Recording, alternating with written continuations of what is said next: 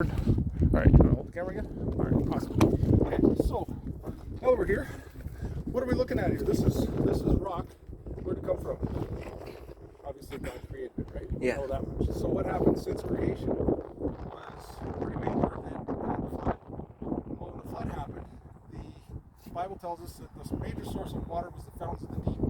The earth was actually basically floating on water when it was first created. There was water below the crust of the earth, known as the fountains of the deep. So when the earth broke apart at the flood, you see the mid-Atlantic ridge, mid-Pacific ridge, you have all these ridges in our oceans where it cracked open, water from underneath came up, and all basically the tectonic plates were floating on water. Well, now you have all the force of the water coming up between, push them apart, forcing up mountains. The whole earth was being basically reconfigured by the power of the flood. We think of the flood as just being rain. Well, it was a lot more than rain. It was some pretty powerful forces at work.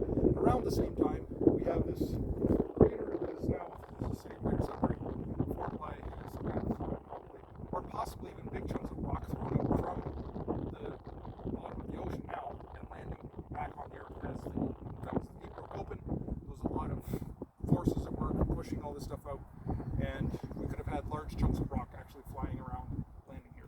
So we don't really know. But what I can tell you is we know from evidence we can see in the rocks that this formed a crater that is now the Sudbury Basin, which is why we have so much nickel mining here. Nickel come up from across the earth and all that kind of stuff. I'm sure you're familiar with all that from school trips and all that kind of thing. I'm not here to bore you.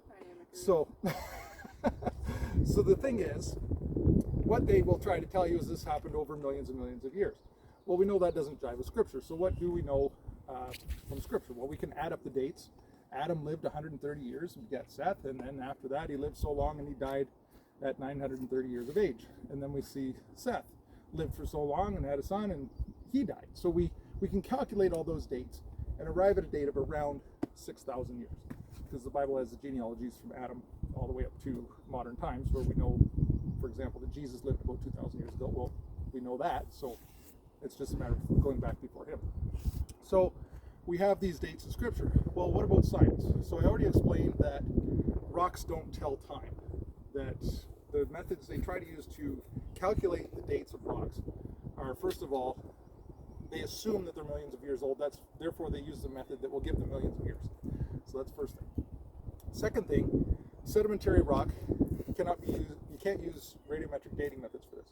So the Grand Canyon, for example, has all this sedimentary rock layers on it. You've probably seen pictures of all the layers in the rocks in the Grand Canyon. And then at the very bottom they have igneous rock, which they can date. So they date that and they come up with some crazy age of millions of years, because that's the method they're using. Well, then they had a volcano with a flow on top of the Grand Canyon, and they dated those rocks, and they were even older than the ones on the bottom of the Grand Canyon. So the dating methods are unreliable.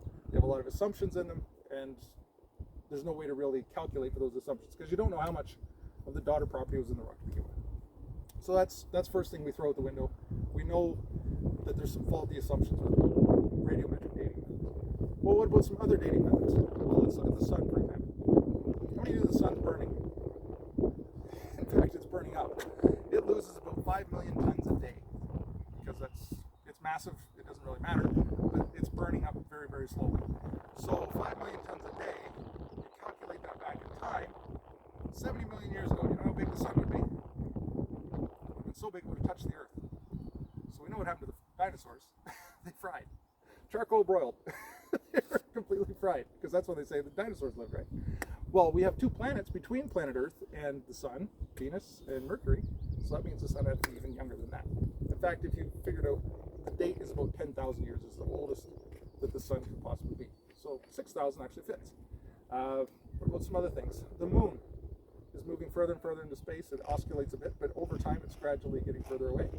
So what happens if we calculate that back closer to Earth? We can only come back so far before the tides are so high it's flooding the Earth twice a day. So now we know, okay, the moon can only be about 10,000 years old at the most. So we have all these different things like that we can measure in science, and it confirms what the Bible tells us, that the Earth's about 6,000 years old. But for the evolutionists, they're trying to fit in millions of years, and they have to find ways to make the Earth older, so they use methods that will always give them an old age. So that's the important thing to remember, that science isn't always exact, especially when it comes to history. You're something, you weren't there, you don't know what happened. So they're always making up a narrative to fit their preconceived idea of evolution. So that's important to know when it comes to science. So let's back up a little bit. I talked about the Grand Canyon. You have all these layers in the rocks. How do you know how old a layer is? I mentioned radiometric dating doesn't work for rock layers, so how do you know how old a rock layer is? You know? You guys study this stuff in school at all?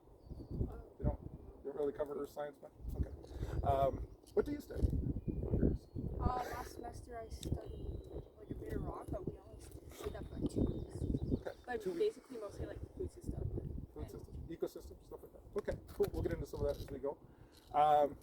So, sticking with geology for a bit, the way they date the rock layers is they go by what are known as index fossils. So they say this fossil is of an animal that went extinct this many million years ago. So anything found in that layer has to be older than that.